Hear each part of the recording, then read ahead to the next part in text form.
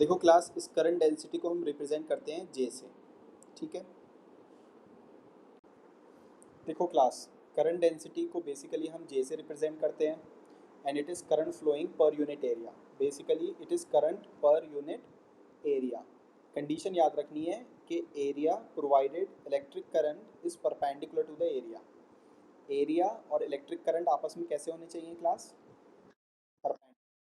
अब देखो, हम लोगों ने एक एरिया कंसीडर करा है यहाँ पर। ठीक है, इस एरिया को ध्यान से देखो, ये रहा हमारे पास। ठीक, अब अगर क्लास में तुमसे पूछूं यहाँ पर एरिया वेक्टर कैसे ड्रॉ करोगे, तो मैंने पहले भी बताया है कि एरिया वेक्टर का मतलब एक लाइन बना लेंगे जो कि उस पर नॉर्मल होगी। This is our area vector, correct. और मान लो हमें जो करंट गिवन है वो इस तरह से है। This is the direction of current. Now you can see this current is normal to the surface. This current, electric current, is normal to the surface. ठीक है, सो इस केस में जब हम करंट डेंसिटी की एवरेज वैल्यू को define करेंगे, so it will be current per unit area. ठीक है, तो इसका एसआई यूनिट क्या बनेगा हमारा? It will be ampere per metre square. ठीक है, तो यहाँ से हमें फॉर्मूला मिल गया करंट डेंसिटी का, that is current flowing per unit area. ठीक है, लेकिन क्लास अगर एरिया परपेंडिकुलर ना हो, if area is not perpendicular to the electric current,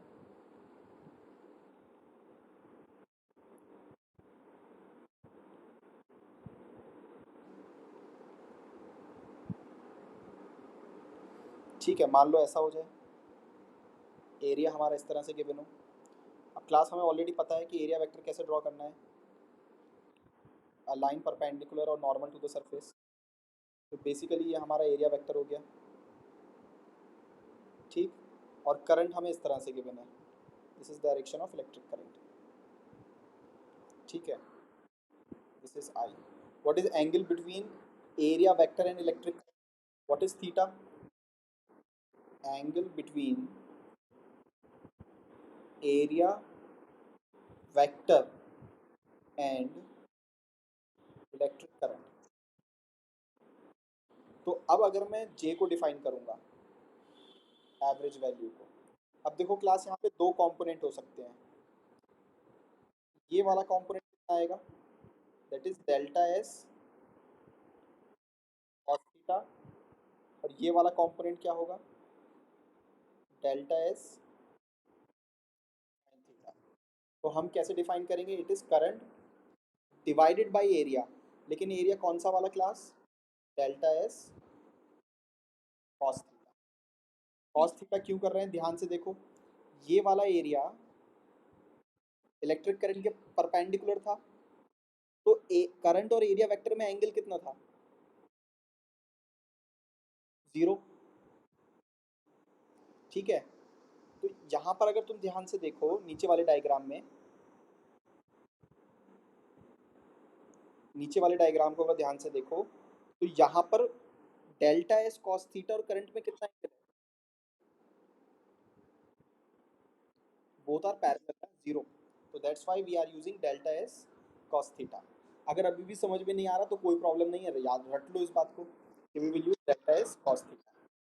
it will be J delta S, अगर मैं इसको जे बोलूँ, J delta S cos theta. ठीक, so I will be J dot delta S. क्यों class? What is A dot B? That is A B.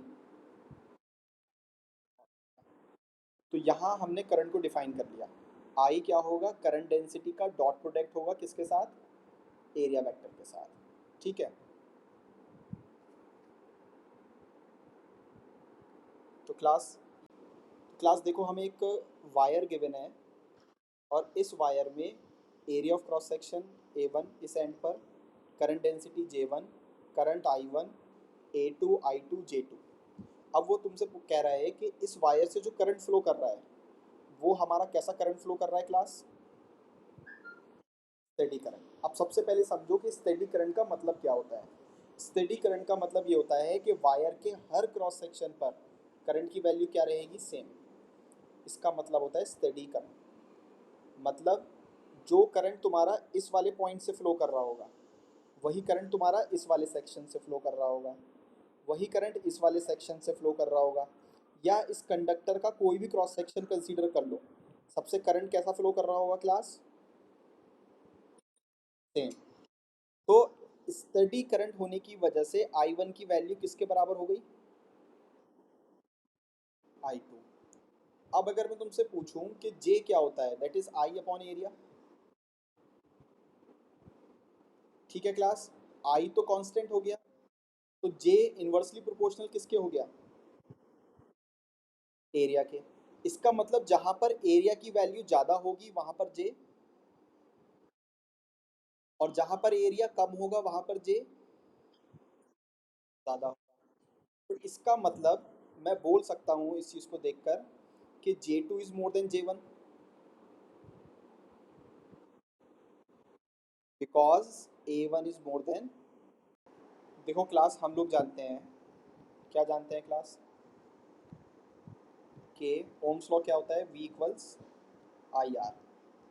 ठीक है class, ये हमारे पास कंडक्टर है, ठीक। इन दोनों एंड्स के बीच में पोटेंशियल डिफरेंस कितना है, this is V positive, V negative. इन दोनों के बीच में पोटेंशियल डिफरेंस कितना क्लास, V है। इस कंडक्टर की लेंथ कितनी है, सपोज L है। इलेक्ट्रिक फील्ड कैसी होगी क्लास, पॉजिटिव टू नेगेटिव। अगर ये इलेक्ट्रॉन है तो इलेक्ट्रॉन फील्ड की डायरेक्शन में मूव करेगा अपोजिट। ये डायरेक्शन किसकी हो गई, ड्रिफ्ट वेलोसिटी की। और मैंने अभी पहले बात करी है तुमसे कि ड्रिफ्ट वेलोसिटी और इलेक्ट्रिक फील्ड सेम डायरेक्शन में होते हैं, अपोजिट, अपोजिट होते हैं। ठीक है, तो ओम्स लॉ लिखा हुआ है हमारे सामने, V इक्वल्स आई आर। ठीक। अब V इक्वल्स आई आर की जगह लिख लूँ रो एल अपॉन ए, किसी को प्रॉब्लम तो नहीं है।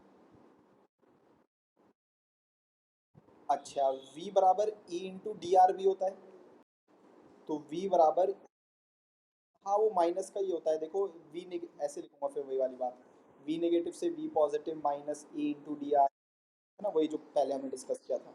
तो मैं दोबारा टाइम बचाना चाह रहा हूँ थोड़ा सा। तो V बराबर E डी आर, डिस्प्लेसमेंट कितना है क्लास, देखो ध्यान से, L। तो मैं V की जगह ई एल लिख दूँ, ई एल यहाँ पर।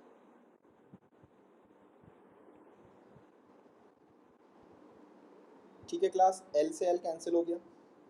अब क्लास ध्यान से देखो, ये I अपॉन ए क्या होता है, मैंने आज ही पढ़ाया है।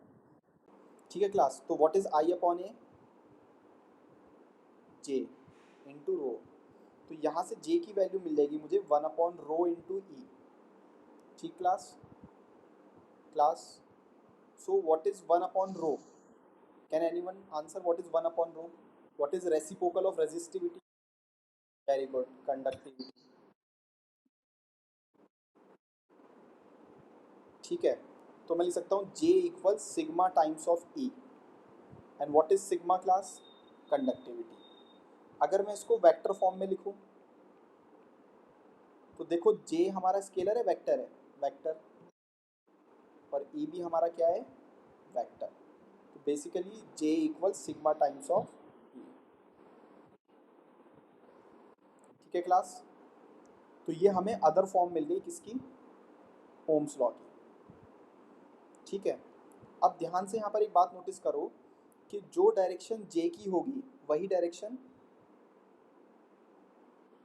E की होगी। इसका मतलब इलेक्ट्रिक फील्ड और करंट डेंसिटी की डायरेक्शन क्या होती है, सेम। तो ये बहुत इंपॉर्टेंट बात है, हम इसको लिखेंगे यहाँ पर नोट बना के। क्या लिखेंगे, note, direction of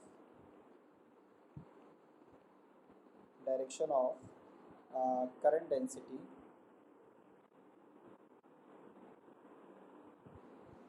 J and electric field are same. Suppose वो पेपर में पूछता है what is angle between drift velocity and electric current, 180। What is angle between current density and electric current, What is angle between current density, electric field and electric current? What is angle between force and current density?